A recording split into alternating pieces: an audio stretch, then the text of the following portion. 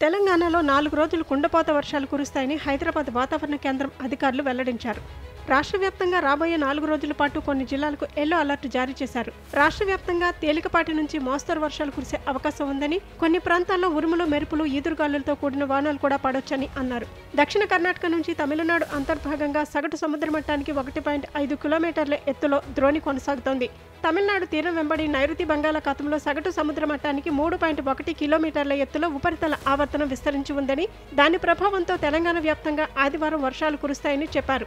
ప్రధానంగా భూపాలపల్లి, ములుగు, కొత్తగూడెం, ఖమ్మం, సూర్యాపేట, మహబూబాబాద్, వరంగల్, హన్మకొండ, ఆదిలాబాద్, ఆసిఫాబాద్, మంచిర్యాల, నిర్మల్, నిజామాబాద్, జగిత్యాల, రాజన్న సిరిసిల్ల, కరీంనగర్, పెద్దపల్లి, జనగాం, సిద్దిపేట, యాదాద్రి భువనగిరి, రంగారెడ్డి, వికారాబాద్, సంగారెడ్డి, మెదక్, కామారెడ్డి, హైదరాబాద్, మేడ్చల్, మల్కాజ్గిరి జిల్లాల్లో వర్షాలు కురుస్తాయని వెల్లడించారు.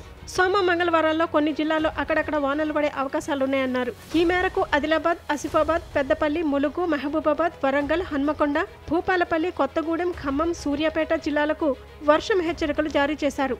బుధవారం నిజామాబాద్, రాజన్న సిరిసిల్ల, సిద్దిపేట, రంగారెడ్డి, కామారెడ్డి, ఆదిలాబాద్, ఆసిఫాబాద్, మంచిర్యాల, నిర్మల్ జిల్లాల్లో వర్షాలు కురుస్తాయని చెప్పారు. వాతావరణ శాఖ సూచనల మేరకు ప్రజలు అప్రమత్తంగా ఉండాలని, ముఖ్యంగా వర్షాలు పడే ప్రాంతాల ప్రజలు అవసరమైన జాగ్రత్తలు తీసుకోవాలని సూచించారు.